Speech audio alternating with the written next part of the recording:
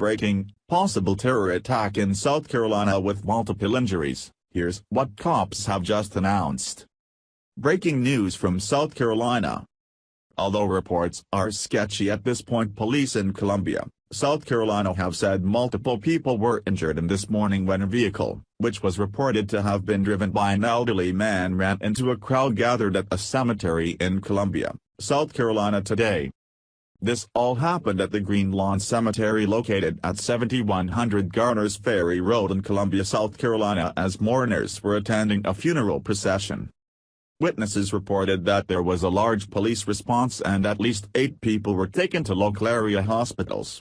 Thankfully, none of the injuries are believed to be life-threatening. Deputy Police Chief Melvin Kelly said, "We cannot tell if there's initial intent."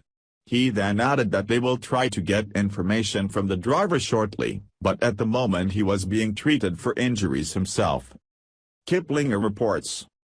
As a group, seniors age 80 and older have the highest rate of fatal crashes per mile driven, even higher than for teens, according to the Insurance Institute for Highway Safety. Simply put, too many people continue driving when it's no longer safe for them to do so. Vision problems, slower reactions and other effects of aging increase the risk of crashes. But most state legislatures ignore the problem.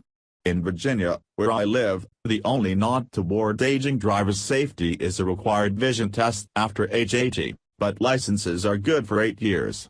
Only 19 states make seniors renew their licenses more often than younger drivers.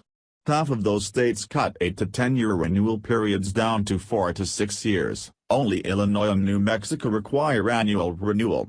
Illinois is the only state to mandate that drivers retake the road test as they age.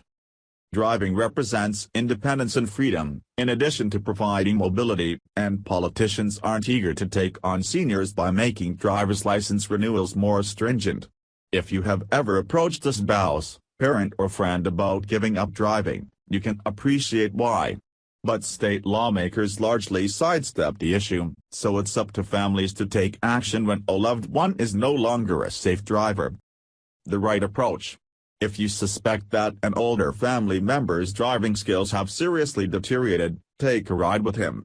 Note whether he has trouble judging gaps in traffic, following traffic signals and road signs, maneuvering or parking the car, or remembering the route. If there's a problem, address it head-on, says Jake Nelson, Director of Traffic Safety Advocacy and Research at AAA. Most people wait until after a crash and it's too late, he says. But you should act before an accident occurs. Choose the most appropriate person in your family to broach the subject. Miriam Zucker, a geriatric care manager, suggests starting with the positives, emphasizing safety and perhaps the need to back off driving because of a medical condition. Say something like, "Dad, you've been a safe driver for 60 years, but with your cataracts, I know it's harder for you to drive at night. If you got hurt or hurt someone else, that would be awful. Unless it's clear the driver is unsafe all the time, suggest limiting driving to daytime hours, and perhaps staying off highways." Before you have the conversation, investigate transportation options in your area and their cost. Calculate how much money your family member would save by driving less or not at all, and point out that the savings could be used for other ways of getting around. When an aging parent resists giving up driving, some families resort to disabling the car or hiding the keys. But it's better to let the State Department of Motor Vehicles make the decision. Often, the best way to make that happen is to take your case to your parental TMS doctor. Let the physician be the bad guy, says Sharon Brangman, chief of geriatrics at Upstate Medical University, in Syracuse, New York. Rules governing physicians, however, vary from state to state. In some, including New York, doctors can't contact the DMV regarding a patient without the patient's permission. In others, such as New Jersey, doctors are required to report patients they don't TMT believe should be behind the wheel anymore. To see the laws in your state and more information about elder driving safety, go to seniordriving.triple_a.com. A report to the DMV may trigger a review of your parent's driving record or an order to retest the driver. It could also lead to a health evaluation. Depending on where you live, the report may be anonymous. If all else fails, you may have to obtain guardianship over your parent and get a court order to prevent him from driving, says Shirley Whitenack, a lawyer in New Jersey who specializes in elder care law. Let's hope and pray this wasn't intentional and it was only a case of a driver who shouldn't have been behind the wheel. Driving errors can lead to traffic accidents, injuries, and even death.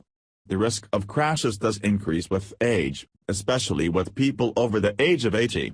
Studies have shown that older drivers are more likely to be involved in certain types of crashes than younger drivers.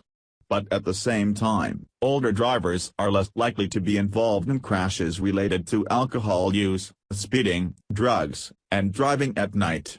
But they are more likely to get into fender benders at intersections where the front end of one vehicle hits the side of another vehicle and where the older driver is merging and the other vehicle is traveling faster or is in the older driver's blind spot. Please share in hopes that this was only an accident. Thanks for watching.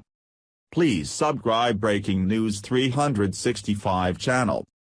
Goodbye and see you again.